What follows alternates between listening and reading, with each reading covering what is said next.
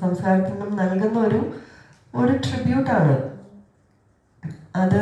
നമ്മുടെ സംസ്കാരം, നമ്മുടെ പരമ്പരാഗതമായിട്ടുള്ള വാല്യൂസ് എല്ലാം പകർന്നു നൽകുക എന്നുള്ളൊരു റെസ്പോൺസിബിലിറ്റി ഇത് ഞാൻ മനസ്സിലാക്കിയതാണ്. ആ ഒരു റെസ്പോൺസിബിലിറ്റി നമുക്ക് എല്ലാവർക്കും ഉണ്ട്.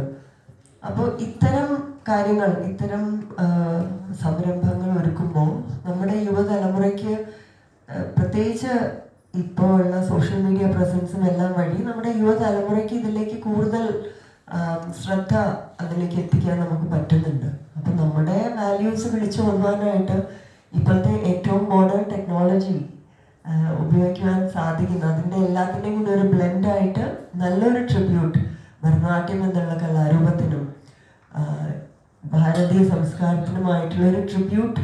അതുകൊണ്ടാണ് നമ്മൾ അതിനെ ആ ദിവസം വരെ നമ്മൾ അതിനെ അറ്റംപ്റ്റ് എന്ന് തന്നെ വിളിക്കുന്നുള്ളൂ. അന്നേ ദിവസമാണ് നമുക്ക് അതിൻ്റെ അറിയാൻ പറ്റുള്ളൂ എങ്ങനെയാണെന്നുള്ളത്. അതുവരെ ഇത് ഗിന്നസ് റെക്കോർഡ് അറ്റംപ്റ്റ് ആണ്. സോ അതാണ് ഒരു ട്രിബ്യൂട്ട് നൽകുക. പിന്നെ എന്നെ സംബന്ധിച്ച് പറഞ്ഞാൽ ഞാൻ ഇതിൻ്റെ ഒരു ഗ്രോത്ത് കാണുകയാണല്ലോ. എൻ്റെ സ്റ്റുഡൻസ് ആണെങ്കിലും അവർക്ക് ഇത് വളരെ വ്യത്യാസമാണല്ലോ, ഇത് നമുക്കിത് ഭരതനാട്യം, നമ്മളൊരു ഭരതനാട്യം പ്രാക്ടീഷണർ അല്ലെങ്കിൽ നമുക്കിതിന് ഒരിക്കലും പങ്കെടുക്കാൻ സാധിക്കില്ല. 7 വയസ്സ് മുതൽ ഉള്ള കുട്ടികൾക്ക് പങ്കെടുക്കുവാൻ കഴിയും, പക്ഷെ ആ ഒരു ബേസ് ഇല്ലെങ്കിൽ കഴിയില്ല.